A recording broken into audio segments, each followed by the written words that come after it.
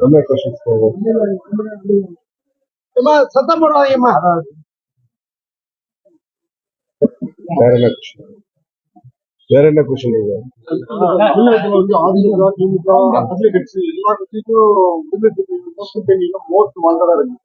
இந்த சூழல ஒவ்வொரு நாளும் உங்களுக்கு டாபிக் பண்ணிட்டே இருக்காங்க. அதை பத்தி ஒரு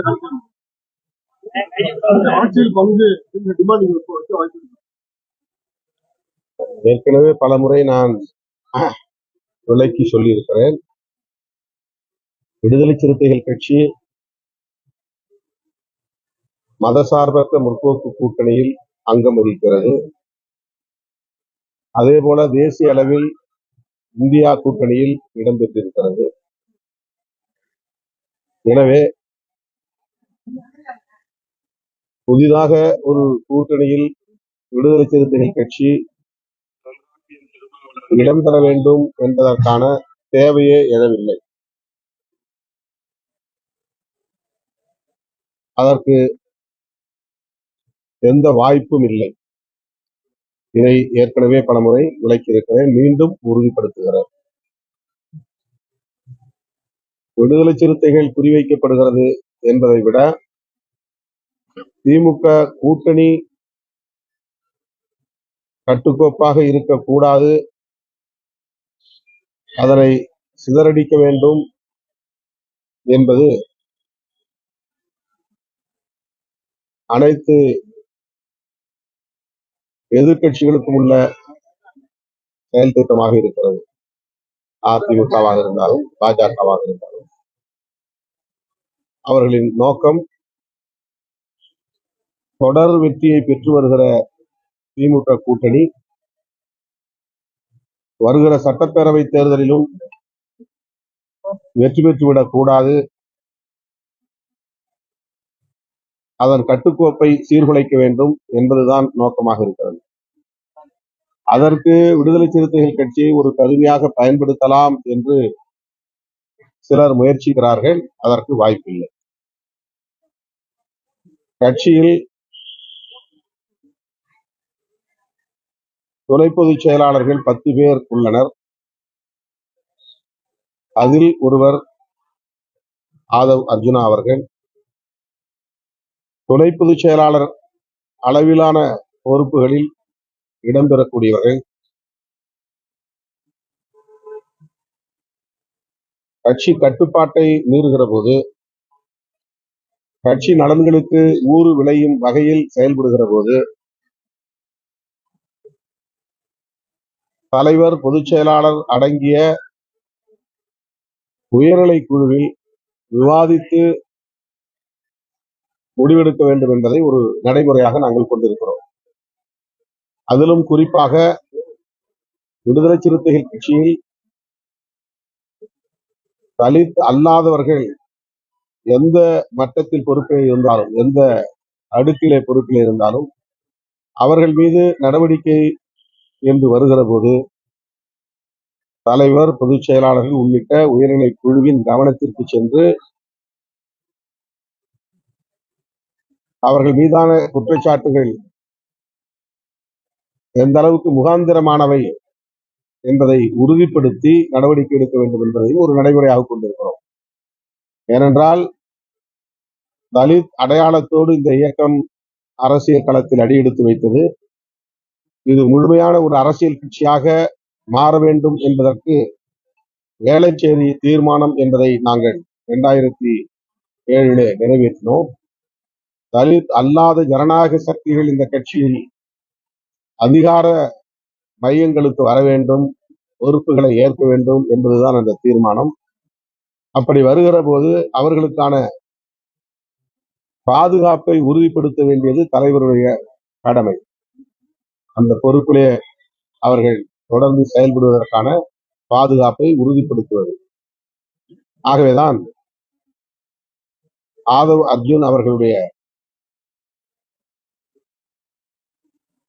அண்மைக்கால செயற்பாடுகள் கட்சி நலன்களுக்கு எதிராக இருக்கிறது என்பதை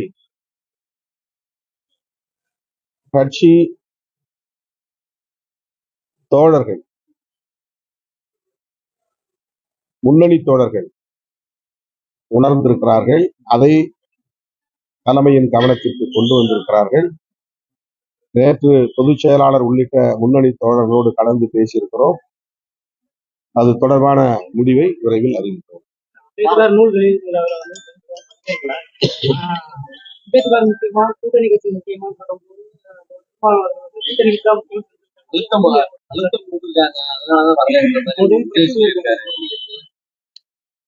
ஏற்கனவே இது குறித்தும் நான் விளக்கம் சொல்லியிருக்கிறேன். அப்படி ஒரு சூழல் எதுவும் இல்லை. அழுத்தம் கொடுத்து அதற்கு இணங்கும் நிலையிலும் நான் இல்லை. அப்படி அழுத்தத்திற்கு நான் இணங்குவதாக இருந்திருந்தால் ஆதவ் அர்ஜுன் அவர்களின் அழைப்புக்கு இணங்கி நான் அந்த நிகழ்வில் பங்கேற்று இருக்க வேண்டும். அல்லது திமுக அழுத்தம் கொடுத்திருக்கிறது என்று சொன்னால் ஆரம்பத்திலேயே இதை நான் வெளிப்படையாக அதில் பங்கேற்க மாட்டேன் என்று அறிவித்திருக்க வேண்டும்.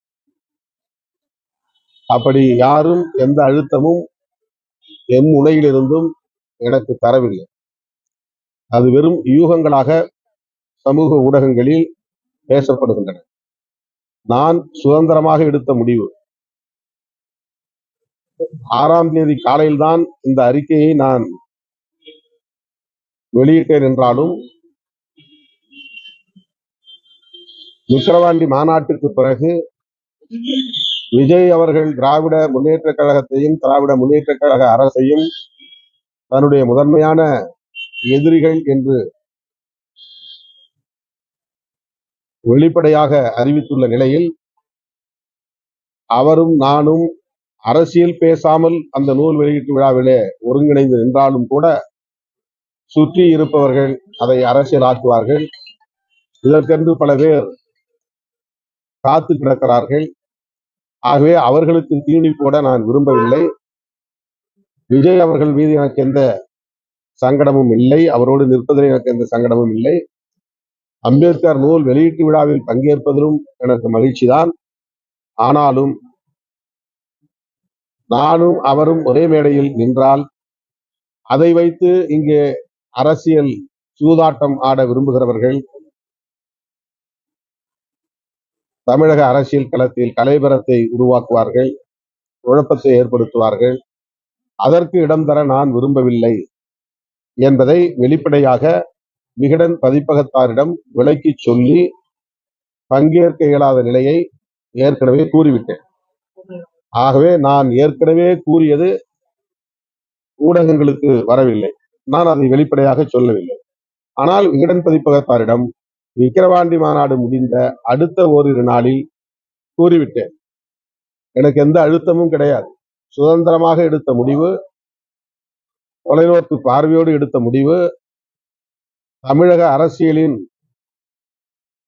எதிர்காலம் கருதி எடுத்த முடிவு, விடுதலை சிறுத்தைகள் அங்கம் வகிக்கிற கூட்டணியின் நலன் கருதி எடுத்த முடிவு. என்னை கட்டுப்படுத்தி இயக்குவதற்கு யாரும் முயற்சிக்கவில்லை. அதற்கான சூழலும் இல்லை. வாய்ப்புகள் கொடுத்தா இந்தியாவோட கூட்டணியை நான் வழிநடத்த வாய்ப்புகள் கொடுத்தா நான் வந்து வில்லிங்கா இருக்கேன். இந்தியா அவங்க ஏற்கனவே இந்திய கூட்டணி தான் இருக்காங்க. கூட்டணியில் உள்ள மூத்த தலைவர்கள் அதை முடிவு செய்வார். அம்பேத்கருக்கான ஒரு நிகழ்வுல காஞ்சி பெரியவர் நல்லவர் சொல்லி ஆதரவு அந்த கருத்து அது அவர்கிட்ட நீங்க கேளுங்க.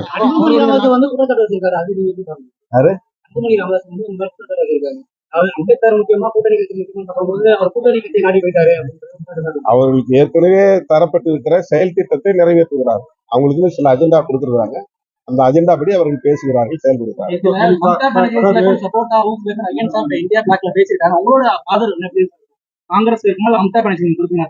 இல்ல காங்கிரஸா மம்தா பானர்ஜியான்னு அப்படிலாம் எந்த விவாதமும் போகல. மம்தா பானர்ஜி ஒரு நாடறிந்த தலைவர், ஆற்றல் மிக்க தலைவர். அதில் யாருக்கும் மாற்று கருத்து இல்லை. அவரை போன்றவர்கள் இந்தியா கூட்டணியில முன்னணியில் இருந்து வழிநடத்த வேண்டிய தேவை இருக்கிறது என்பதை காங்கிரசும் உணர்ந்து இருக்கிறது. காங்கிரஸ் உணர்ந்திருந்தால்தான் மம்தா பானர்ஜி அவர்களோடு தொடர்ந்து பல கூட்டங்களில் அவர்கள் கலந்தாய்வு செய்தார்கள். எதுவாக இருந்தாலும் மூத்த தலைவர்கள், இதில் உள்ள பெரிய கட்சிகள், மூத்த தலைவர்கள் முடிவு செய்வார்கள். புத்தகம் வெளியிட்டுருந்தாங்க, அம்பேத்கர் நூல் வெளியிட்டிருந்தோம். ஆனா வந்து இந்த அம்பேத்கர் நூல்ல என்ன இருக்குன்னு பத்தி எதுவுமே பேசாம அரசியல் நிகழ்வை மாத்திட்டாங்க. அதுக்கு ஒரு கருத்து. பொதுவா நூல் வெளியீட்டுல வந்து அந்த நூலை படிச்சுட்டு வந்து சொல்லணும். அதை விஜயும் சொல்லல, யாருமே இந்த வந்து கருத்து சொல்லல. என்ன சொல்றாங்க? விஜய் பேச்சுல அந்த நூலை பத்தி பேசினாரு. அதாவது அம்பேத்கர், நான் நூலை முழுவதுமா படிச்சேன், அதுல அம்பேத்கர் விசாவுக்காக காத்திருந்தேன் என்று எழுதிய அந்த பகுதியை நான் படித்தேன் அப்படின்னு ஒரு பற்றி குறிப்பிட்டிருக்கிறாரு.